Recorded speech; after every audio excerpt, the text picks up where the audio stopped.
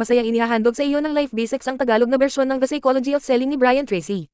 Mangyaring mag-subscribe para masubaybayan ang marami pang listahan ng audiobook sa aming channel. Ito ang ikalawang bahagi, mag-relax at mag-enjoy sa pakikinig. Tulad ng kanilang sinasabi, kasama ito sa teritoryo. Ito ay nagpaparamdam sa iyo ng masama tungkol sa iyong sarili at pinatataas ang iyong pinakamasamang takot, hindi ako sapat. Kung hindi dahil sa takot sa pagtanggi, lahat tayo ay magiging mahusay na nagbebenta. Lahat tayo ay kikita ng doble o baka kahit 5 o 10 beses pa. Ang karaniwang araw ng isang nagbebenta, sa isang pag-aaral sa Columbia University ilang taon na ang nakakaraan, kanilang natuklasan na ang karaniwang nagbebenta ay nagtatrabaho ng halos 1.5 oras bawat araw. Natuklasan din nila na sa pangkalahatan, ang unang tawag sa benta ay hindi ginagawa bago mag-alas 11 ng umaga. Ang huling tawag sa benta ay karaniwang ginagawa bandang alas 3:30 ng hapon, at ang karaniwang nagbebenta ay tumitigil sa pagtatrabaho ng maaga pagkatapos noon.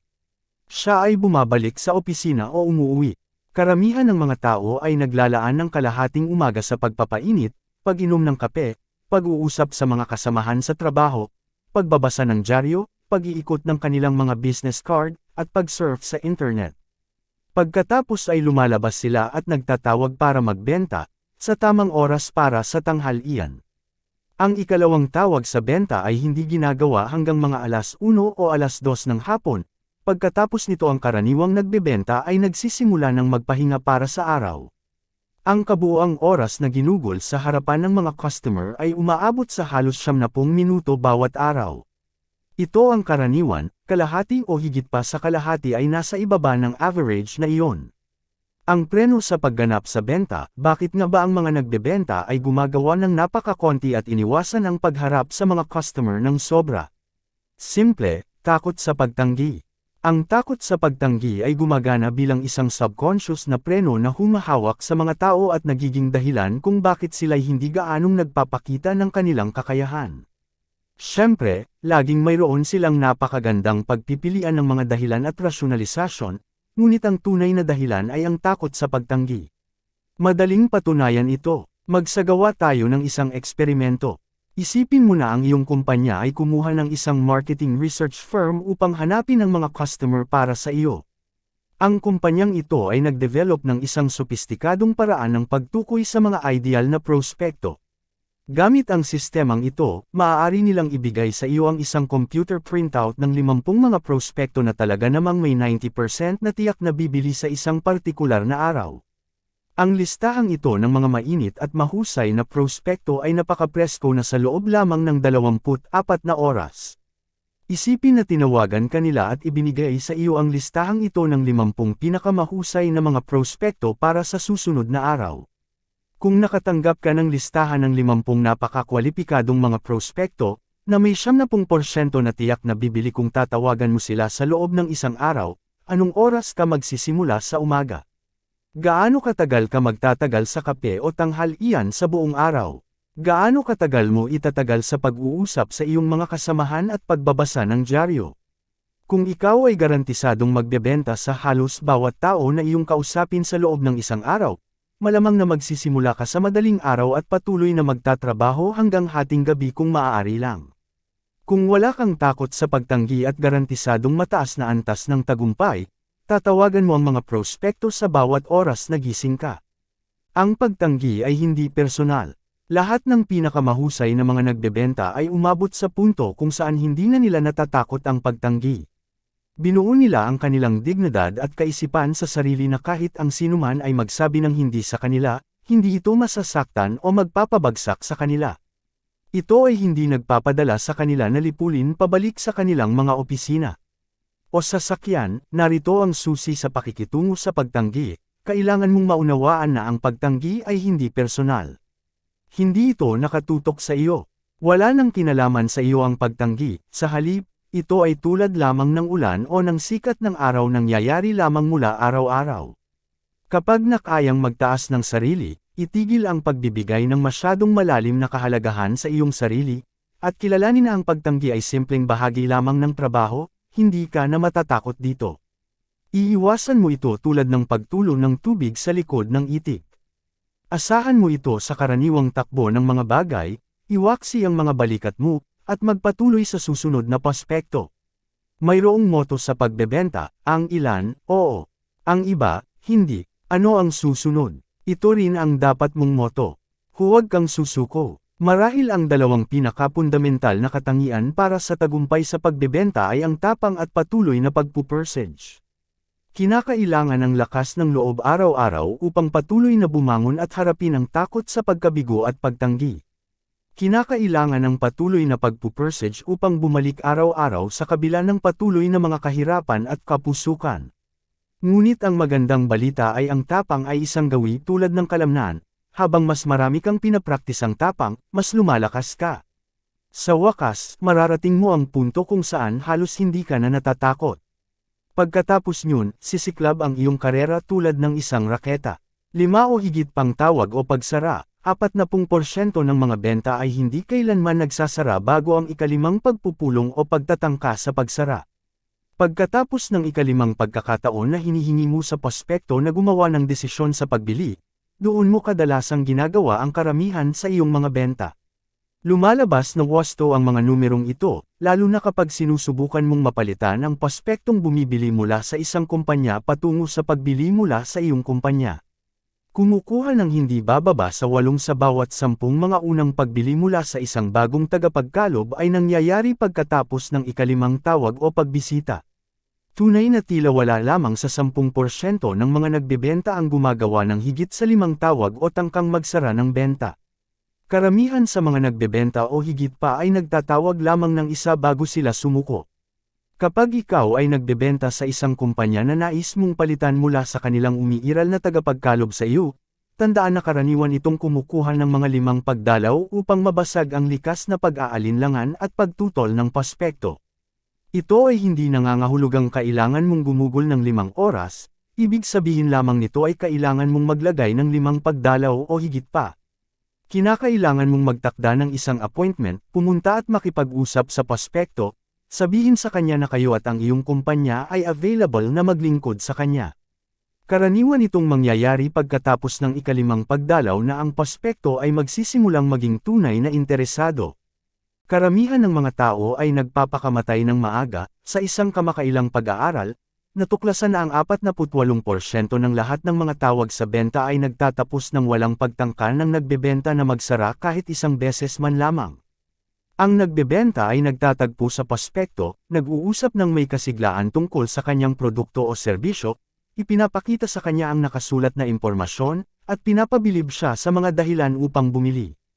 Pagkatapos, kapag lubos na napahanga na ang prospekto sa kanyang kahalagahan, kasigasigan, at verbal na kasanayan, kumukuha ito ng malalim na hinga, umuupo, at sinasabi, ano sa palagay mo? Ito ay halos automatikong pumupukaw ng tugon, gusto ko munang pag-isipan. Sinasabi ng prospekto na nais niyang pag-usapan ito sa kanyang boss, asawa, pinsan, kapatid, tiyuhin, kapatid na babae, kasosyo, board of directors, bankero, accountant, at kahit sino pa na maisip niya. Maari mo ba akong tawagan mamaya? Ang mga prospekto ay hindi nag-iisip ng mabuti. Isa sa mga mahahalagang lihim ng tagumpay sa benta ay para sa iyo na maunawaan at tanggapin na ang mga tao ay hindi nag-iisip ng mabuti. Sa sandaling lumabas ka sa opisina o tahanan ng prospekto, siya ay nakakalimot na ikaw ay nagpakita kailanman. Nangyari na ba sa iyo na bumalik sa isang prospekto 1 linggo makalipas ang isang magandang usapan sa benta at siya ay pinag-iisipan ito? Mayroong mga nagbebenta na mayroong kasakiman upang maniwala na ang prospektong ito ay umuwi at nag-iisip tungkol sa kanilang produkto o serbisyo sa loob ng 24 na oras sa isang araw. Iniisip nila na pinag-iisipan ito sa isipan at pinag-uusapan ito sa lahat ng taong nakakasalubong. Iniisip nila ito at pinapangarap na ito, naghihintay na bumalik ka. Pagkatapos, kapag binisita mo ang prospekto 1 linggo o 2 linggo mamaya, ikaw ay nagulat na makita na siya ay nakalimutan ang iyong pangalan, ang iyong produkto, at lahat ng iba pa. Hindi niya naaalala kung sino ka o ano ang binibenta mo. Hindi niya iniisip ang tungkol sa iyo o sa iyong produkto o serbisyo sa lahat. Hindi iniisip ng mga tao ang mga bagay na may kinalaman sa mga produkto o benta. Ang mga salitang ito ay isang magalang na paraan ng pagpapalam para magpakailanman. Kapag sinabi nila sa iyo, hayaan mo akong pag-isipan ito, ipinaalam nila sa iyo na tapos na ang panayam at nawala mo na ang buong panahon at enerhiya mo sa prospektong ito. Ang self-esteem ay naglilinis ng takot. Ang dahilan kung bakit ko binabanggit ang direkta at baligtad na ugnayan sa pagitan ng tapang at pagtitiyaga sa isang banda, at ng paggawa ng maraming tawag at tagumpay sa pagbebenta sa kabilang banda, ay ito, may direkta at baligtad na ugnayan sa pagitan ng mga takot sa pagtanggi at pagtatagumpay at mataas na self-esteem. Sa pagkakataong mas gusto mo ang iyong sarili, mas kaunti ang iyong nararamdaman na pagtanggi at mas kaunti ang iyong naririnig na pagkabigo. Isipin mo ang dalawang escalator na nagpupunta sa magkaibang direksyon, isa ay ang escalator paakyat tungo sa mataas na self-esteem, at ang isa ay ang escalator pababa tungo sa mga takot sa pagkabigo at pagtanggi na humaharang sa iyo. Sa pagkakataong mas gusto mo ang iyong sarili at mas mataas ang iyong self-esteem, mas mabilis kang umakyat sa escalator patungo sa tapang at kumpiyansa. Sa pagkakataong mas iniisip mo ang pagkabigo at pagtanggi, mas marami kang sasakyan sa escalator pababa tungo sa mga takot ng pagkabigo at pagtanggi. Ikaw ay isang mabuting tao. Kapag sinabi ng isang tao ang hindi sa iyo, hindi niya sinasabi ang hindi sa iyo bilang isang tao, simple kang tumanggi sa iyong alok o iyong presentasyon o iyong mga presyo. Ang pagtanggi ay hindi personal. Kapag nalaman at naintindihan mo na ang pagsasabi ng hindi ay hindi personal, tumitigil ka sa pag-aalala tungkol dito. Kapag nagre-react ang mga tao sa iyo o sa iyong produkto ng negatibo, narito ang panganib. Kung ikaw ay magtanggap ng hindi ng personal, maaari kang magsimulang isipin na may mali sa iyo bilang ay. Sa madaling salita, magtatrabaho ka na lamang ng 1 oras at kalahati sa isang araw. Ang takot ay nagdudulot ng mga dahilan para hindi magbenta. Sa pagtaas ng iyong mga takot, magsisimula ka ng magpaliwanag at magbigay justification sa iyong hindi pagbebenta. Magbibigay ka ng mga dahilan at gagawa ng iba't ibang uri ng gawa-gawa sa opisina. Mahihikayat mo ang iyong sarili na kailangan mong magbasa ng pahayagan upang lubusan kang maalam kapag tumatawag sa mga prospektong mamimili. Kailangan mong maghalo ng iyong mga business card at suriin ang opisina upang tingnan kung mayroon ng mga tawag. Mayroon kang lahat ng mga tao na nag-iisip nito, marahil isa sa kanila ay tumawag at umorder ng isang bagay. Pumapasok ka sa opisina at inilalagay mo ang iyong unang oras o 2 sa paligid ng ilang mga tasa ng kape. Sa huli, kailangan mong gisingin ang iyong sarili sa umaga upang maging matalino at handa kapag lumabas ka upang makita ang mga customer. Kumakausap ka sa iyong mga katrabaho at nag-uusap tungkol sa negosyo, lalo na kung gaano kahirap ang negosyo. Pinapatay mo ang karamihan ng umaga. Pagkatapos ay napagtanto mo na mas mainam na lumabas at tumawag sa kahit sino man, kaya nagmamadali kang lumabas at tumawag bago pa man dumating ang oras ng tanghalian, isa walang kabuluhan na araw. Hindi mo nais na balakid ang mga prospektong mamimili kapag sila ay papunta na sa tanghalian, kaya't hindi ka gumagawa ng anumang mga tawag pagkatapos ng 11:30 ng umaga. Pumupunta ka at kumakain ng tanghalian kasama ang iyong mga kaibigan, namimili, nagpapalaban ng iyong sasakyan, o pinapatay ang oras. Lumilipas ang oras, tiyak na hindi mo naistawagan ang mga tao kaagad pagkatapos nilang bumalik mula sa tanghalian, maaari itong makaapekto sa kanilang tiyan. Kaya't nagbibigay ka ng ilang mga dahilan at paliwanag, at hindi ka tumatawag hanggang sa 2:00 o 3:00 ng hapon. Sa madaling salita, 3:00 na, pagkatapos ng 4:00, at syempre, ang lahat ay nasa daan na pauwi, hindi ba? Hindi mo nais na lumabas at abalahin ang mga tao sa huli ng hapon habang sila ay naghahanda na para sa pagtatapos ng araw. Sa halip, pumupunta ka pabalik sa opisina upang makisimpatsya sa iba pang mga nagtitinda na nagtitipon doon na parang mga naligtas pagkatapos ng isang aksidente at pag-usapan kung gaano kahirap ang iyong araw. Narito ang kwento ng 2 nagtitinda na bumalik sa opisina sa dulo ng araw. Ang isa ay nagsabi, sobrang dami talaga ng magagandang panayam ko ngayon. Sinabi ng isa, oo, hindi rin ako nakabenta ng kahit ano. Makaka-relate ka ba sa anumang mga ugali na ito? Ito ang paboritong mga gawain at dahilan ng mga salespeople sa pinakamababang 20% ng kumikita ng pera sa kanilang larangan. Pagtaas ng oras sa paglalakbay, Isa pang paraan kung paano iniwasan ng mga salespeople ang posibilidad ng kabiguan at pagtanggi ay sa pamamagitan ng pagkalat ng kanilang mga tawag sa pagbebenta ng geograpiko. Ang ganitong salesperson ay tumatawag sa isang dulo ng bayan at nagtatawag ng pangalawa sa hapon sa kabilang dulo ng bayan.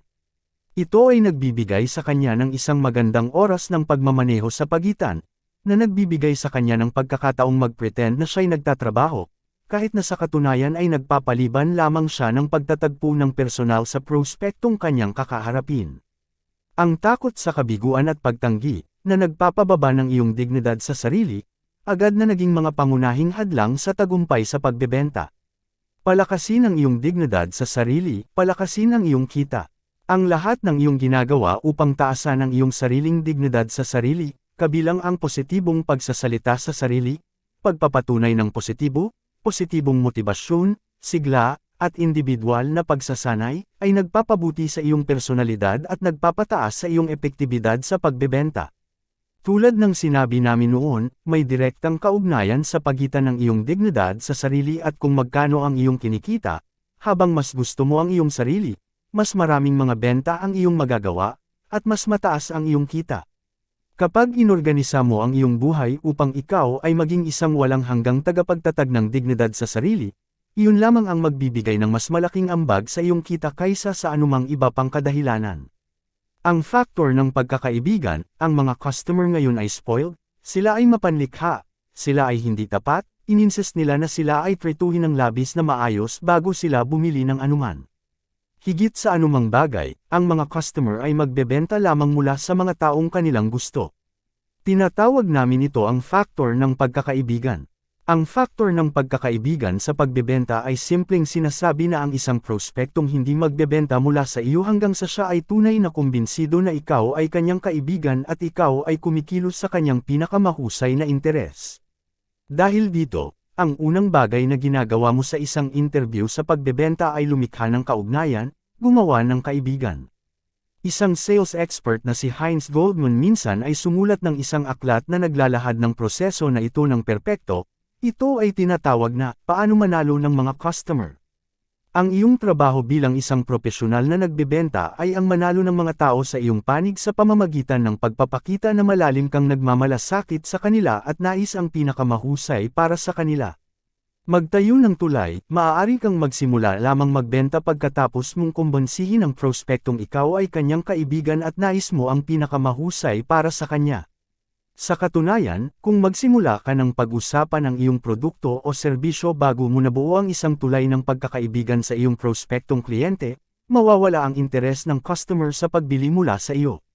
Kung hindi mo talaga iniintindi ang mga customer, bakit mag-aalala ang customer tungkol sa iyo o sa iyong iniaalok? Malusog na personalidad, isang mahusay na kahulugan ng isang malusog na personalidad ay ito. Ang iyong personalidad ay malusog sa antas ng iyong kakayahan na makipag-ugnayan sa pinakamaraming iba't ibang uri ng mga tao. Mayroon ka ng isang hindi malusog o problema sa personalidad sa antas ng iyong hindi pagkakasundo sa karamihan sa ibang mga tao. Ang mga tao sa pinakamataas na antas ng malusog na personalidad ay nagbuo ng kakayahan na makipag-ugnayan sa pinakamalaking bilang ng iba't ibang mga tao, lalo na sa pagbebenta. Ang punto ay, ang antas ng iyong dignidad sa sarili ay direktang kaugnay sa kalusugan ng iyong personalidad. Muli, habang mas gusto mo ang iyong sarili, mas nauunawaan mo ang iba, at mas gusto kanila.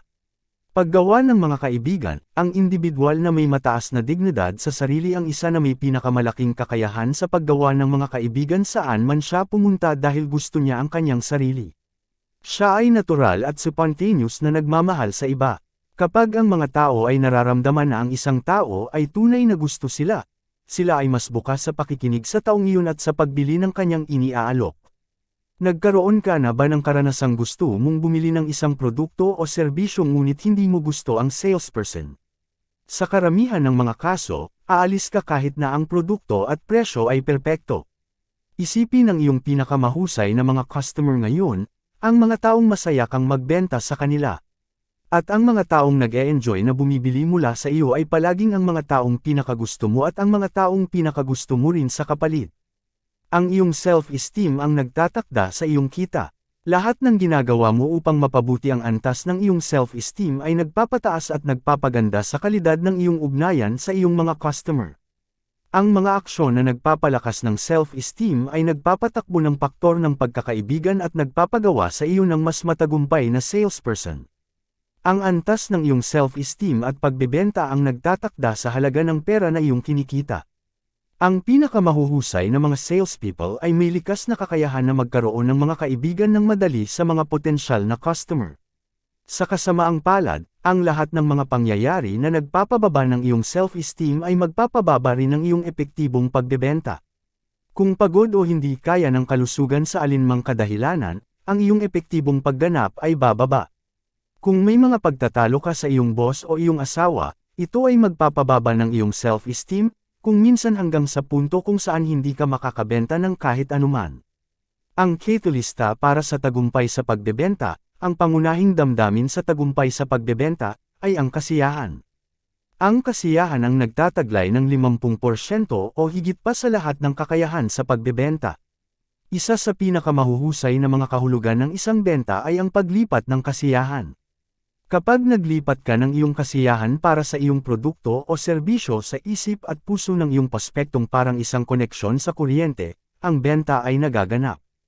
Kapag ang iyong emosyonal na pangako at paniniwala sa kabutihan ng iyong ibinebenta ay nalilipat sa isip ng prospektong o customer, nawawala ang lahat ng pag-aalinlangan na bumili. Muli, mayroong direktang ugnayan sa pagitan ng kung gaano mo kagusto ang iyong sarili, ang iyong self-esteem, at ang antas ng iyong kasiyahan. Ang mas gusto mo ang iyong sarili, mas masigla ka. Ang mas masigla ka tungkol sa iyong kumpanya at sa iyong produkto, mas masigla ang customer. Ang anumang ginagawa mo upang itaas ang iyong self-esteem ay magpapalakas sa iyong kakayahan na magbenta. Ang mga emosyon ay nakakahawa. Sa loob na laro ng pagbebenta, mahalaga na maunawaan mo na ang mga emosyon ay nakakahawa. Lahat ng tao ay naapektuhan ng mga emosyon ng ibang tao. Kapag ikaw ay positibo, tiwala, at masigla tungkol sa iyong mga produkto o serbisyo, ang prospektong parang kumuha ng mga emosyon mula sa iyo at nagiging positibo at masigla rin. Narito ang susi, hindi mo maaaring ibigay ang isang bagay na wala ka ng hawak. Hindi mo maipapahayag ang kasiyahan kung wala ito sa iyong sarili. Ito ang dahilan kung bakit ang mga pinakamahusay na mga salespeople ay umiibig sa kanilang mga kalakal o serbisyo at sa larangan ng pagbebenta. Ang kanilang kasiyahan ay totoong nasa puso at tunay. Ang mga prospektong kumukuha nito sa isang hindi malay na antas at nais na makisali sa anumang nagpapidama sa kanila ng ganun kasarap tungkol sa kanilang sarili at sa kanilang trabaho.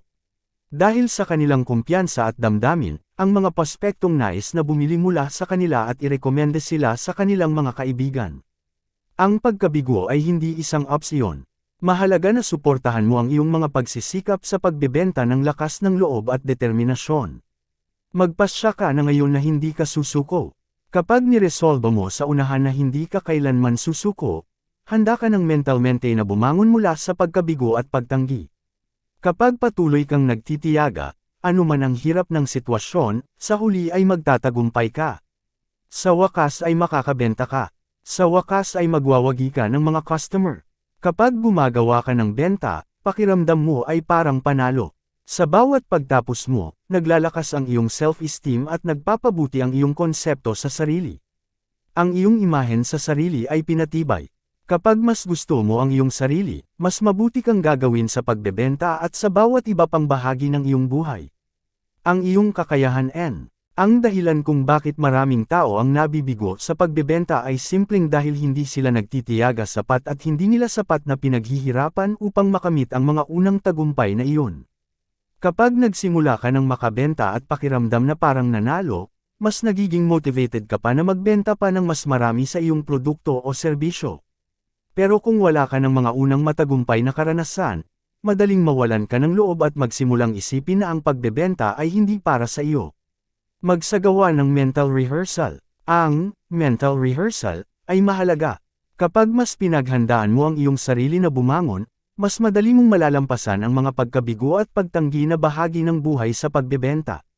Makipag-usap ka ng positibo sa iyong sarili, sabihin ang mga bagay tulad ng, kaya ko ito, kaya ko ito, kaya ko ito, kapag nararamdaman mo ang takot sa pagkabigo o pagtanggi. Nakakagulat na kapag ginawa mong desisyon na hindi ka susuko sa anumang mangyari, agad natataas ang iyong pagpapahalaga sa sarili. Mas igagalang mo ang iyong sarili, tataas ang iyong kumpiyansa, kahit hindi ka pa lumalabas ng iyong opisina. Ang mismong paggawa ng desisyon na magtatagumpay ka, na kaya mo ito, na hindi ka susuko sa anumang sitwasyon, ay nagpapabuti sa iyong reputasyon sa sarili. Makikita mo ang iyong sarili sa mas positibong pananaw, mas magiging tiwala sa sarili, mas magiging komposado at tiwala sa sarili ka, mas magiging kaya mong harapin ang mga pagsubok sa pang-araw-araw na buhay sa pagbebenta. Ang mismong pagpapasya na magpatuloy hanggang sa magtagumpay ay nagbabago sa iyong personalidad at nagpapalakas sa iyo bilang isang mas matatag at mas makapangyarihang tao. Narito ang ilang mga ehersisyo sa aksyon para sa iyo. Magpasya ngayon na maging ganap na tiwala sa sarili at may mataas na pagpapahalaga sa sarili na nagbebenta. Sabihin ng paulit-ulit sa iyong sarili, mahal ko ang aking sarili. Isipin mo ang iyong sarili na patuloy na pinakamahusay sa iyong negosyo. Ang taong iyong nakikita ay ang taong magiging ikaw. Magpasya ng maaga na anuman ang mangyari, hindi ka susuko. Ang pagkabigo ay hindi isang opsyon. Tumanggi na personalin ang pagtanggi. Tanggapin ito bilang isang normal at likas na bahagi ng pagbebenta, katulad ng panahon. Sundan ang mga nangunguna sa iyong larangan. Itulad ang iyong sarili sa mga pinakamataas na bayad at pinakamahusay na tao. Alamin kung ano ang kanilang ginagawa at gawin ang parehong mga bagay hanggang sa makamit mo ang parehong mga resulta. Gumawa ng desisyon ngayon na sumali sa top 20% ng mga tao sa iyong negosyo. Tandaan na walang sino man ang mas matalino sa iyo at walang sino man ang mas mahusay sa iyo. Anumang ginawa ng iba, sa loob ng rason, kaya mong gawin rin. Kumuha ng aksyon sa bawat bagong ideya na sa tingin mo ay makakatulong sa iyo sa anumang paraan. Subukan ito. Mas maraming bagay na subukan mo, mas malamang na tagumpay ka sa huli. Ayon kay Orison Swett Marden, tumataas tayo sa ating paglalakbay lamang kapag hinaharap natin ang ating layunin, lamang kapag tiwala tayo at naniniwalang tayo ay magtatagumpay. Kabanata 2, itakda at makamit ang lahat ng iyong mga layunin sa pagbebenta. Sinabi ni Dan Deerdorf, kung may tamang mga layunin ako at patuloy ko itong sinusunod sa pinakamahusay na paraan na alam ko, ang lahat ng iba ay tumutugma. Kung gagawin ko ang tama, alam kong magtatagumpay ako. Ang mga nangungunang nagbebenta ay lubos na nakatuon sa layunin. Sa bawat pag-aaral, ang kalidad ng oryentasyon sa layunin ay tila kaugnay ng mataas na antas ng tagumpay at pagtatagumpay. Alam ng pinakamataas na bayad na mga nagbebenta ng maaga kung magkano ang kanilang kikitain kada linggo, bawat buwan, bawat quarter, at bawat taon. Alam nila kung ilang tawag ang dapat nilang gawin upang makamit ang partikular na antas ng benta, at mayroon silang malinaw na plano kung ano ang gagawin nila sa perang kanilang kitain. Mahalaga para sa iyong tagumpay na magpasya ng eksakto kung magkano ang nais mong kitain bawat taon. Kung hindi ka lubos na malinaw sa iyong target na kita, ang iyong mga aktibidad sa pagbebenta ay magiging walang direksyon. Parang isang tao na sumusubok na magtira sa isang target sa ulap. Kahit na ikaw ang pinakamahusay na marksman sa mundo, hindi mo maaabot ang isang target na hindi mo nakikita. Kailangan mong malaman ng eksakto kung ano ang iyong tinutungo. Ang iyong taunang layunin sa kita, simulan sa iyong taunang layunin sa kita. Magkano ang nais mong kitain sa susunod na 12 buwan? Ano ang eksaktong numero? Isulat ang numero na ito. Ito ang target patungo sa iyong lahat ng mga aktibidad sa buong taon. Kailangan mo ng layunin na totoong ngunit nakatutok. Kunin ang pinakamataas mong kita sa nakaraang taon at taasan ang halaga na iyon ng 25 hanggang 50% o sa anumang halaga na comfortable ka. Siguruhing gawing totoo at makakamit ang iyong layunin. Hindi ka bibigyan ng inspirasyon ng mga walang katuturang layunin, sila ay magpapahina sa iyo dahil sa iyong puso, alam mo na hindi sila makakamit. Bilang resulta, susuko ka sa unang palatandaan ng pagsubok. Ang mga pinakamahusay na salespeople sa bawat larangan ay alam ng eksaktong kung ano ang kanilang gagawin at kikita bawat taon, at bawat bahagi ng bawat taon. Kung sila ay tanungin mo, maaari nilang sabihin sa iyo sa loob ng $1 kung ano ang kanilang pinapantasyahan bawat araw. Ang mga salespeople na mababa ang performance ay walang ideya kung magkano ang kanilang kikitain, kailangan nilang maghintay hanggang sa dulo ng taon at makakuha ng kanilang mga tax form para malaman kung ano ang nangyari. Para sa kanila, bawat araw, buwan, at taon ay isang bagong financial adventure, wala silang ideya kung saan sila pupunta. Isulat sila. Upang maging epektibo, dapat nakasulat ang iyong mga layunin. Minsan, nag-aatubiling isulat ng mga tao ang kanilang mga layunin sa papel. Sinasabi nila, ano kung hindi ko makamit? Hindi mo kailangang mag-alala. Ang mismong paggawa ng iyong mga layunin sa papel ay nagpapataas sa posibilidad na maabot mo sila ng 1,000%, 10 beses, at karaniwan ay mas mabilis kaysa sa inaasahan mo. Kahit hindi mo maabot ang iyong layunin sa oras, mas mabuti pa rin para sa iyo na may nakasulat na layunin kaysa walang layunin sa lahat. Ang iyong taunang layunin sa pagbebenta. Ang pangalawang bahagi ng pagtatakda ng layunin ay para sa iyo na itanong sa iyong sarili, magkano ang dapat kong ibenta ngayong taon upang maabot ang aking personal na layunin sa kita? Hindi dapat masyadong mahirap ito para sa iyo na mabilang, kahit na nagtatrabaho ka sa isang kombinasyon ng base plus commission. Dapat mong malaman ang eksaktong dami ng pagbebenta na kinakailangan mo upang kumita ng halaga ng pera na talagang nais mo. Buwanang at lingguhang layunin. Kapag nadesisyonan mo na ang iyong taunang kita at mga layunin sa pagbebenta, hatiin mo sila sa buwan. Magkano ang dapat mong kumita at ibenta bawat buwan upang maabot ang iyong taunang mga layunin? Kapag mayroon ka ng iyong mga taunang layunin sa pagbebenta at kita at iyong mga buwanang layunin sa pagbebenta at kita, hatiin mo sila sa lingguhang layunin sa pagbebenta at kita. Magkano ang dapat mong ibenta bawat linggo upang maabot ang iyong mga pangmatagalang layunin? Araw-araw na layunin sa pagbebenta. Sa wakas, tukuyin kung magkano ang dapat mong ibenta bawat araw upang kumita ng halaga na nais mong kitain bawat araw. Sabihin na N. Kung hatiin mo ang $50,000 sa 50, ang bilang ng mga linggo na nagtatrabaho ka sa isang average na taon, ito ay lumalabas na $1,000 bawat linggo. Ngayon ay mayroon ka ng tiyak, partikular na mga target na pag-aksayahan ng pansin. Itakda ang malinaw na mga layunin sa aktibidad. Ang huling hakbang sa pagtatakda ng mga layunin sa pagbebenta ay para sa iyo na tukuyin ang partikular na mga aktibidad na kailangan mong gawin upang maabot ang iyong nais na antas ng pagbebenta. Gaano karaming tawag ang kailangan mong gawin upang makakuha ng gaano karaming appointment sa mga prospektong kliyente? Gaano karaming presentasyon at callbacks ang kailangan mong gawin upang magtamo ng partikular na antas ng mga benta? Kapag nagtataglay ka ng tumpak na mga tala araw-araw at buwan-buwan, malapit na mong may predict ng may considerabling tumpak kung ano ang kailangan mong gawin bawat araw at bawat linggo upang maabot ang iyong mga buwanang at taunang mga layunin sa kita. Halimbawa, sabihin natin na kailangan mong gumawa ng 10 tawag sa prospect upang makakuha ng sapat na mga appointment upang makagawa ng sapat na mga benta upang maabot ang iyong mga layunin. Gawing isang laro sa iyong sarili ang paggawa ng iyong 10 tawag sa prospect bago magtanghali bawat araw. Itakda ito bilang iyong target na aktibidad araw-araw at pagkatapos disiplinahin ang iyong sarili na sundin ang iyong plano. Magtawag ka sa telepono ng 8 o 8:30 sa umaga, o lumabas at mag-cold call kung kinakailangan. Ano man ang iyong gawin, pilitin mong gawin ang iyong 10 tawag bago magtanghali bawat araw hanggang sa maging isang ugali ito. Pinamamahalaan mo ang iyong buhay sa pagbebenta. Ang pinakamahalagang bahagi ng pagplano ng iyong mga aktibidad ay ang pag-alam na ang mga aktibidad sa pagbebenta ay maaaring kontrolin. Hindi mo maaaring magpasya o magtakda kung saan manggagaling ang isang partikular na benta, ngunit maaari mong kontrolin ang mga input, ang mga aktibidad na kailangan mong gawin upang maabot ang mga benta sa unang lugar. At sa pamamagitan ng pagkontrol sa iyong mga aktibidad, indirectly mong kontrolin ang iyong mga resulta sa pagbebenta. May mga araw at linggo na mas magiging maganda kaysa sa iba. Minsan ay gagawa ka ng maraming benta, at minsan ay wala kang mabebenta. Minsan ay magkakaroon ka ng mga panahong tuyo. At sa mga pagbagsak ng benta, may mga pagkakataon na makakabenta ka ng 2 o 3 beses kaysa sa inaasahan mo, ngunit ang batas ng averages ay gumagana.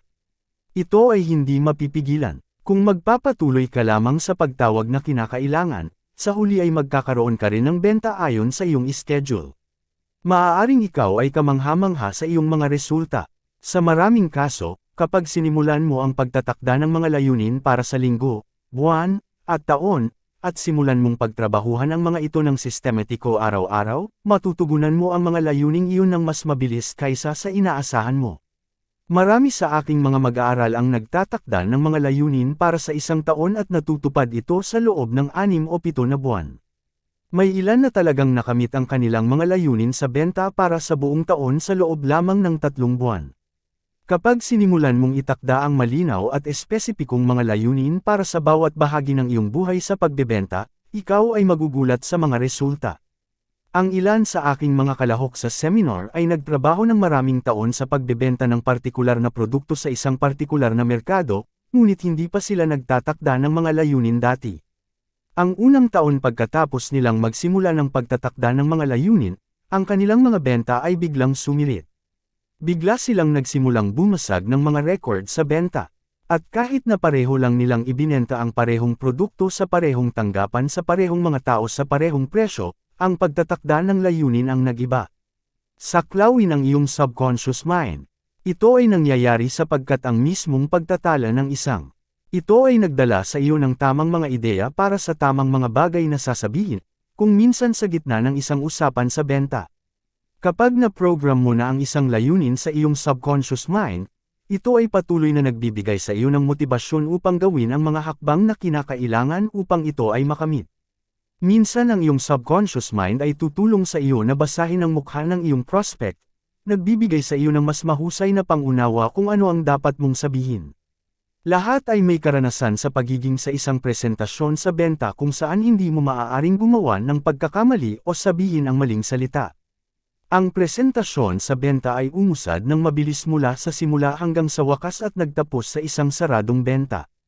Kapag ito ay nangyayari, ito ay dahil ang iyong isip ay perpektong na naprogram sa antas ng subconscious upang gawin kaing pinakamahusay sa pagtupad ng iyong mga layunin.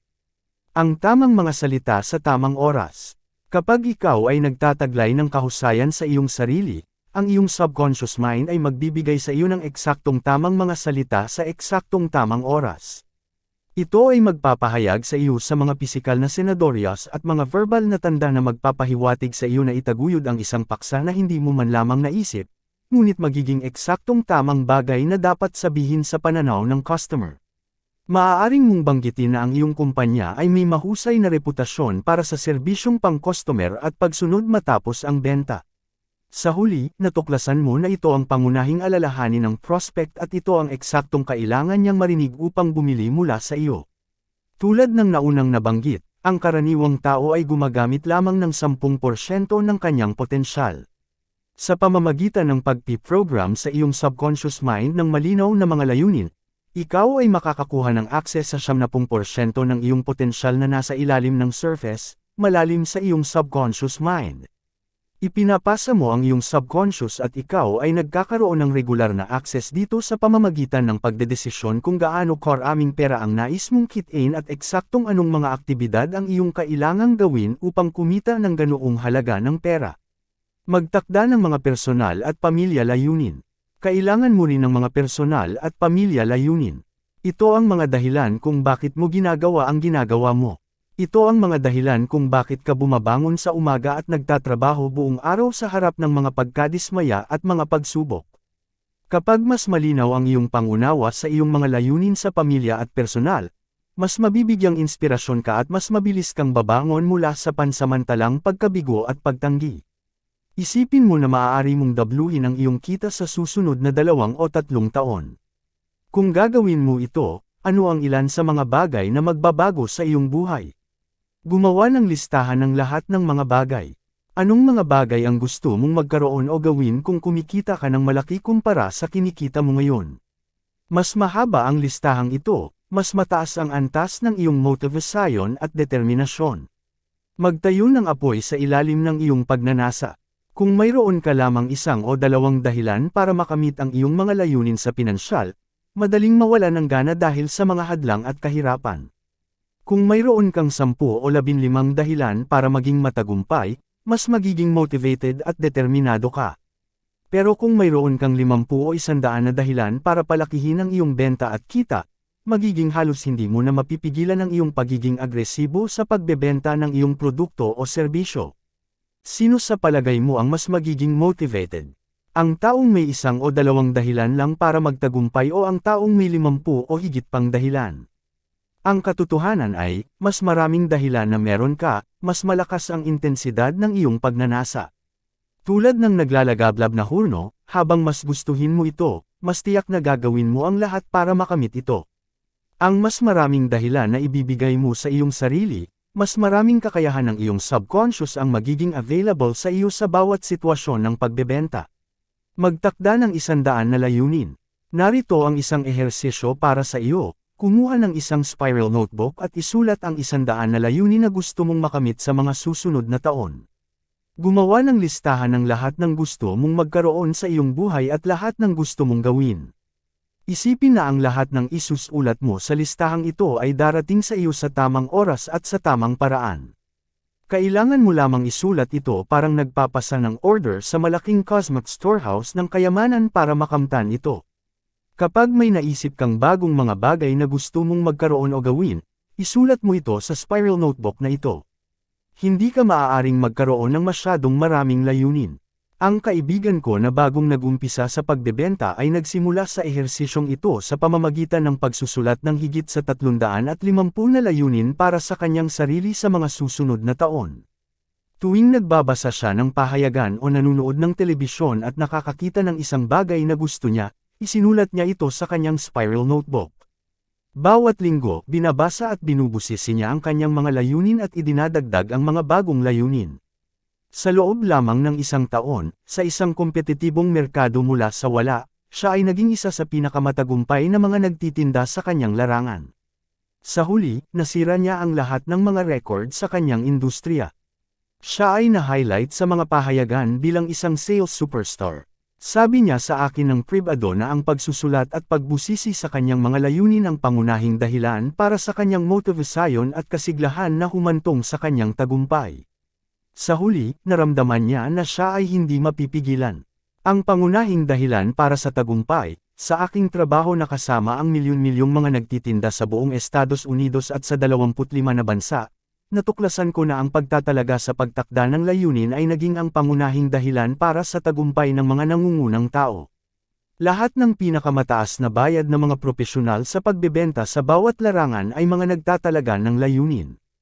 Isinusulat at inuulit nila ang kanilang mga layunin araw-araw. Patuloy nilang idinadagdag sa kanilang mga listahan. Pumapasok at pinapakilos nila ang kanilang subconscious at superconscious minds.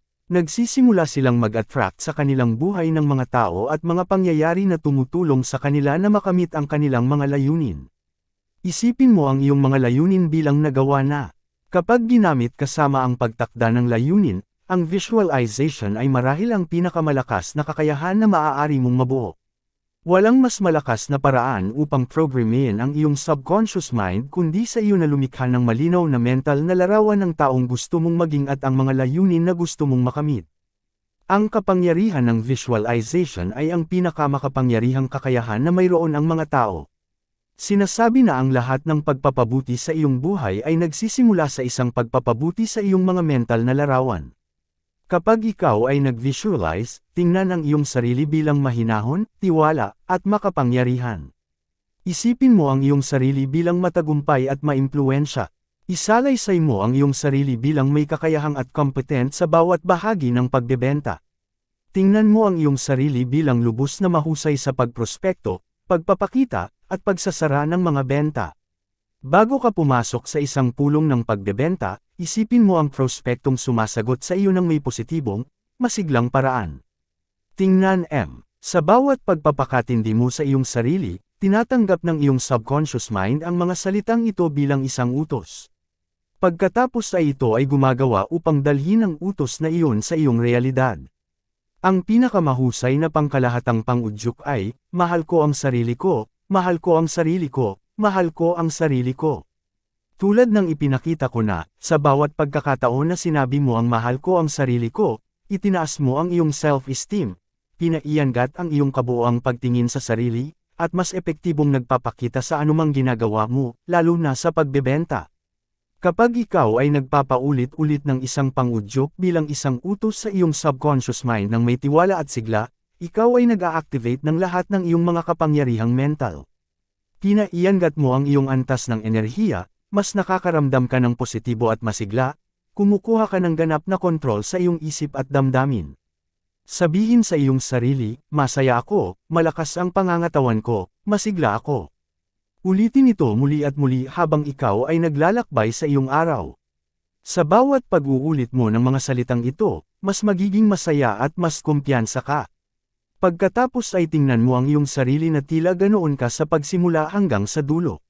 Sa isang seminar kamakailan, isang sales manager ang nagsabi sa akin ng isang kwento. Sinabi niya na ang kanilang kumpanya ay nag-employ ng isang batang salesman na may limitadong karanasan.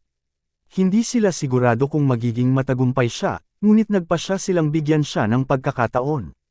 Sa loob ng 6 na buwan, siya ay naging pinakamahusay na salesman sa buong bansa para sa kumpanyang iyon. Inupo nila siya at tinanong kung bakit niya nararamdaman na ganoon siya kasaya, sa kabila ng hindi pa niya natrabaho sa industriyang ito dati. Paano niya na-outperform at outselling ang mga profesional na mga salesman na nagtatrabaho sa industriya ng 10 o 15 taon? Ang kanyang sikreto, siya ay gumagamit ng mga pang-udyok at imahinasyon araw-araw. Sinabi niya, tuwing umaga kapag pumapasok ako sa aking sasakyan, iniulit ko sa sarili ko, ako ang pinakamahusay, ako ang pinakamahusay, ako ang pinakamahusay.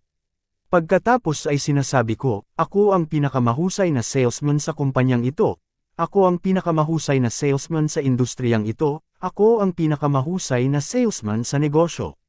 Bago ang bawat tawag sa pagbebenta, umuupo ako sa aking sasakyan at pinapalakas ang aking sarili sa pamamagitan ng pag-uulit ng mga pangarap na ito, ako ang pinakamahusay sa kumpanyang ito, ako ang pinakamahusay sa industriyang ito, ako ang pinakamahusay sa bansa.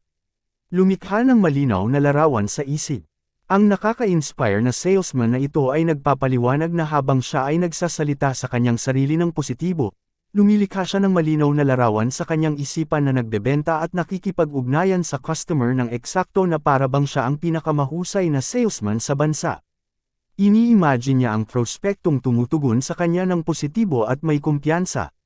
Siya ay nagre-relax, ngumingiti, at nag-e-enjoy sa pakiramdam na inaasahan niyang mararanasan kapag siya ay harap-harapan sa isang customer. Kapag siya ay pumasok upang makita ang prospekto, siya ay nagpapalabas ng kumpiyansa. Siya ay mainit, magiliw, at tiwala sa kanyang sarili. Siya ay magalang at marunong. Siya ay lumikha ng agad-agad na ugnayan sa lahat sa kumpanya, lalo na sa customer, at ang mga customer ay bumibili mula sa kanya sa record na bilang. Piliin ang iyong mga salita at larawan. Narito ang isang nakakapukaw na pagtatagpo, lahat ay nag-i-imagine at nagsasalita sa kanilang sarili ng patuloy habang sila ay nagpapatuloy sa kanilang pang-araw-araw na gawain. Ang pagkakaiba sa pagitan ng mga pinakamahusay na mga salesman at mga pangkaraniwang mga salesman ay ang nilalaman ng kanilang inner dialogue at ang kanilang mga mental na larawan. Ang mga pinakamahusay na mga salesman ay nag-iisip at nagsasalita tungkol sa kanilang pinakamahusay na karanasan sa pagbebenta sa nakaraan. Pagkatapos ay ini-imagine nila na uulitin nila ang mga ekselenteng karanasan na iyon sa darating na tawag sa pagbebenta. Ang mga pangkaraniwang mga salesman ay nag-i-imagine at nagpapatunay rin, sa kasamaang palad, iniisip nila ang kanilang pinakabagong negatibong karanasan. Iniisip nila ang nasayang na oras at enerhiya sa mga tao na hindi bumili, mga customer na bastos o walang pakialam, at kung gaano sila nadidismaya. Sa anumang kaso, sa pamamagitan ng pag-i-imagine at pagpapatunay, ang salesperson ay nagtatakda sa kanyang sarili sa isipan upang ulitin ang nakaraang karanasan. Kapag lumilikha ka ng isang positibo at nakaka-excite na larawan ng iyong pinakamahusay na naunang karanasan sa pagbebenta, ang iyong subconscious mind ay naglalabas ng karanasang iyon tulad ng isang larawan sa isang screen sa iyong susunod na tawag sa pagbebenta. Sa malinaw na larawan na ito, ang iyong subconscious mind ay nag-oorganisa at nag-o-orchestrate ng iyong mga kaisipan, damdamin, at aksyon upang gawin mo at sabihin ang mga bagay na pareho mo nang ginawa at sinabi noon upang maging matagumpay. Pinangangasiwaan mo ang iyong subconscious mind, ang iyong subconscious mind ay neutral. Ito ay tulad ng putik, maaaring mong anyuhin ito sa anumang paraan na nais mo. Ang iyong subconscious mind ay hindi nag-iisip o nagpapasya, ito lamang ay sumusunod sa iyong mga mental na utos. Kapag ikaw ay kumukuha ng buong kontrol sa iyong malayang kaisipan at itinuturo ang iyong sarili na mag-isip at magsalita tungkol lamang sa mga bagay na nais mo, nagpapadala ka ng malinaw na mga utos sa iyong subconscious mind, na nagbibigay sa iyo ng mga kaisipan, salita, at aksyon na magpapaginhawa sa iyong tagumpay. Pagbebenta tulad ni Columbus, maraming mga nagbebenta ang tinatawag nating mga nagbibentang tulad ni Columbus. Nang si Columbus ay umalis upang hanapin ang ruta patungo sa India, hindi niya alam kung saan siya papunta. Nang siya ay dumating sa Amerikas, hindi niya alam kung nasaan siya. At nang siya ay bumalik sa Espanya, hindi niya alam kung saan siya nanggaling. Maraming mga nagbebenta ang ganito. Sila ay umaalis sa umaga na mayroon lamang isang malabo na ideya kung saan sila papunta. Kapag sila ay dumating sa bahay o lugar ng negosyo ng customer, sila ay nagsasabi ng unang bagay na bumabagsak sa kanilang mga bibig. At kapag sila ay bumalik sa opisina, hindi sila sigurado kung saan sila nagpunta o kung ano ang nangyari. Planuhin ang iyong mga tawag ng maaga. Ang mga pinakamahusay na nagbebenta ay iba. Sila ay nag-iisip ng kanilang mga tawag sa pagbebenta ng maaga. Sila ay pumapunta sa mga bagay na kanilang sasabihin sa kanilang kaisipan bago nila harapin ang prospektong personal. Sila ay nag-e-ensayo ng mental rehearsal, isang peak performance technique na ginagamit ng lahat ng mga pinakamataas na atleta, kabilang ang mga atletang nagbebenta. Sila ay naghahanda ng kanilang sarili ng mental para sa darating na pagpupulong. Kung ikaw ay isang atleta na papasok sa kompetisyon, hindi mo kailanman isipin na dumating sa larangan o court at pagkatapos ay naglakad diretso sa kompetisyon. Ang isang profesional na atleta ay laging nagpapainit bago pumasok sa larangan. Sa parehong paraan, ang profesional na nagbebenta ay nagpapainit din sa pamamagitan ng mental rehearsal upang sila ay makapag-perform ng kanilang pinakamahusay kapag sila ay nagharap sa kanilang customer. Dalawang paraan ng pag-visualize, mayroong dalawang paraan na maaari mo. Nakikita mo siya na sumasang-ayon sa iyo at nakikisaya sa iyong kumpanya at sa presentasyon sa pagbebenta. Ito ay napaka-epektibo. Ang pangalawang paraan na maaari mong gamitin ng visualization ay indirectly. Sa paraang ito, ikaw ay talagang nakatayo sa labas ng iyong sarili at nakakita sa iyong sarili at sa customer sa sitwasyon sa pagbebenta na eksakto parang ikaw ay isang third party na nanunood mula sa gilid. Kapag ginagamit mo ang parehong mga paraan ng pabalik-balik, nakikita mo ang iyong sarili mula sa loob at labas, dramatikang pinapabuti mo ang kalidad ng iyong presentasyon sa pagbebenta at personal na performance. Tingnan ang iyong sarili bilang ang pinakamahusay, patuloy na imahinasyon ang iyong sarili bilang ang pinakamahusay sa iyong larangan. Tingnan ang iyong sarili bilang isa sa pinakamataas na kumikita ng pera sa iyong negosyo. Sundan mo ang iyong sarili pagkatapos ng mga pinakamataas na nagbebenta sa iyong industriya. Maglakad, magsalita, at tretuhin ang iba na parang ikaw ay isang superstar sa pagbebenta na. Sa tuwing makakakita ka ng ibang tao na nagmamaneho ng bagong kotse o nakasuot ng mamahaling damit at may mamahaling relos, sabihin sa iyong sarili, para sa akin iyon. Ikaw ang magdedesisyon na kahit ano ang naabot ng iba, maaari mong marating din. Walang limitasyon. 7 gawain na pagsasanay para sa iyo. Mag-isip ng malaki, magtakda ng isang layunin sa kita para sa iyong sarili para sa susunod na taon na 25 hanggang 50% higit pa kaysa sa kailanman mong kinita noon. Alamin kung gaano karaming iyong produkto o serbisyo ang kailangan mong ipagbili sa susunod na taon upang makamit ang iyong ninanais na kita. Hatihin ang iyong kita, at mga layunin sa pagbebenta, buwan-buwan, linggo-linggo, at araw-araw. Tukuyin ang mga aktibidad na dapat mong gawin bawat araw upang kumita ng pera na pinasya mong ninanais mo.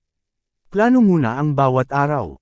Tukuyin ng eksaktong bilang ang mga prospektong dapat mong tawagan, ang mga taong dapat mong makita, at ang mga benta na dapat mong gawin. 5. Magtakda ng malalaking nakakanganyong mga layunin para sa iyong pamilya at personal na buhay. Gumawa ng listahan ng 50 hanggang 100 bagay na nais mong bilhin at gawin gamit ang dagdag na pera na iyong makukuha. 6. Gumawa ng isang nakasulat na plano upang maabot ang bawat isa sa iyong mga layunin at magtrabaho sa iyong mga plano bawat araw.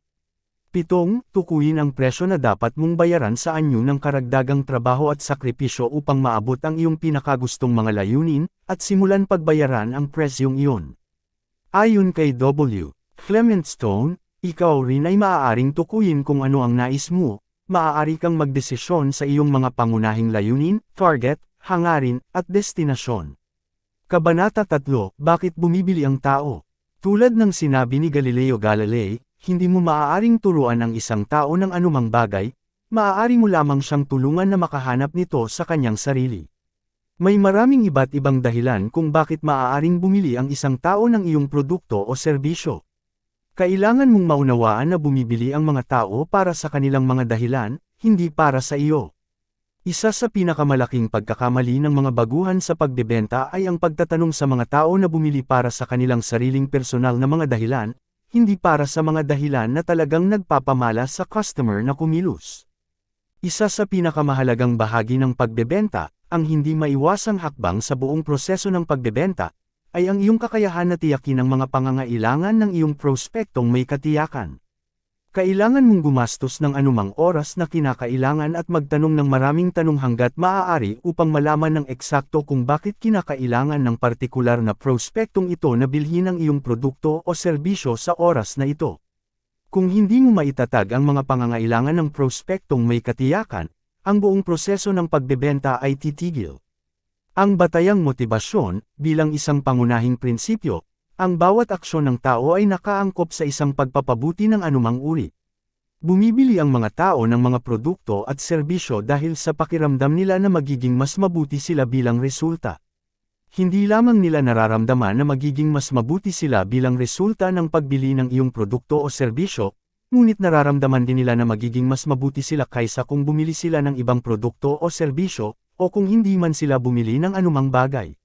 Bawat customer ay may tatlong pagpipilian sa bawat alok ng pagbebenta, maaari siyang bumili mula sa iyo, bumili mula sa ibang tao, o hindi bumili sa lahat.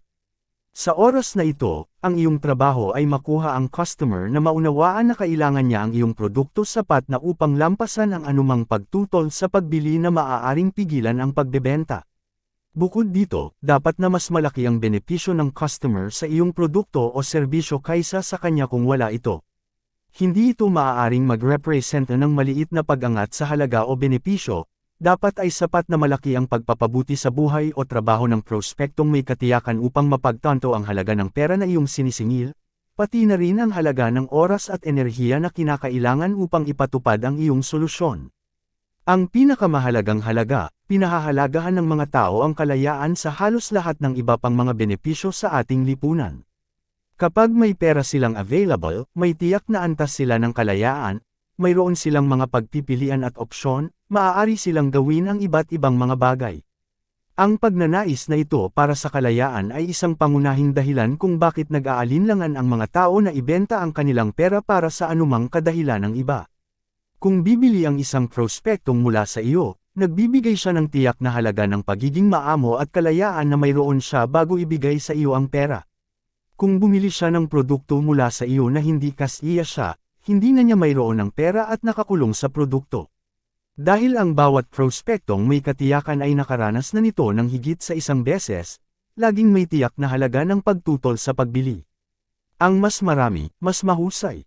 Nag-uusap ang mga ekonomista tungkol sa mga unit ng kasiyahan, sila ay nagtatala na ang iba't ibang aksyon ay maaaring magbigay sa isang tao ng iba't ibang antas ng kasiyahan. Nais ng prospektong makuha ang maraming mga unit ng kasiyahan na ito sa bawat desisyon sa pagbili. Gusto niyang maging mas maayos sa pisikal, emosyonal, at maging espiritual, gusto niyang maging kontento sa iba't ibang paraan. Mas marami ang pagkakaiba-iba ng mga paraan. Kapag mas nakapagpapasaya at nakakatugon ang iyong produkto o serbisyo sa iyong potensyal na kliyente, mas madali sa kanya na bumili ng mga emosyonal na halaga na bawat tao ay may iba't ibang mga motibasyon sa pagbili. Isa sa pinakamahalagang mga bahagi ng sikolohiya ng pagbebenta ay may kinalaman sa tinatawag na mga pisikal o emosyonal na halaga. Ito ay mga hindi nakikita at di madamang halaga na nagtatambol sa isang produkto o serbisyo na nagpapahalaga at nagpaparamdam dito ng mas mahalaga mula sa pananaw ng customer. Halimbawa, madalas na sinusubukan ng mga nagbebenta na kumbansihin ang customer na bumili sa pamamagitan ng pag-uudyok sa kanya na ang kanilang produkto o serbisyo ay ibinebenta sa pinakamahusay na presyo, na makukuha sa merkado, ngunit madalas na mas mahalaga sa customer ang pangalan o reputasyon ng kumpanyang nagbebenta ng produkto. Mas gusto niyang bumili ng isang kilalang bagay kahit na mas mahal ito kung ito ang pinakamahalaga sa kanya. Kapag pinansin ng nagbebenta ang mas mababang presyo ng isang hindi kilalang produkto o serbisyo, siya ay aktwal na sinasaktan ng kanyang tsansa na makabenta. Paano nararamdaman ng iba? Sensitibo ang mga tao sa ibang tao sa kanilang lugar ng trabaho o bahay. Tuwing nagmamalasakit ang isang tao na bumili, iniisip niya kung paano maaaring tumugon ang ibang tao sa desisyong iyon. Walang gustong masuri. Kung may tsansang masuriin ang kliyente ng kanyang boss o asawa sa partikular na pagbili, iiwasan niyang gawin ito. Presyo at kalidad. Karamihan sa mga nagbebenta ay sinasabi ang mga salitang presyo at kalidad parang mga dahilan upang bumili ng anumang bagay. Sa makabagong palengke ng kompetisyon, iniisip na ang iyong produkto o serbisyo ay may tamang presyo at sapat na mataas na kalidad, kaya't ito'y magagamit sa unang lugar. Ang sabihin sa kliyente na dapat niyang bilhin ang iyong produkto o serbisyo dahil sa iyong presyo at kalidad ay napakalapit sa pagsasabi na dapat niyang bilhin ang iyong produkto o serbisyo dahil ibibigay mo ito sa kanya. Ito ay hindi isang dahilan upang bumili. Pagtukoy sa mga pangangailangan, ang propesyonal na pagbebenta ay nagsisimula sa pagsusuri ng mga pangangailangan. Hindi ka talaga nasa posisyon na magbenta hanggang sa hindi mo pa sapat na itinanong ang sapat na mga tanong at maingat na nakinig sa mga sagot. Ito ay nagbibigay sa iyo ng pagkakataon na maunawaan ang pinakamasidhing pangangailangan ng iyong potensyal na kliyente na maaaring mapunan ng iyong produkto o serbisyo.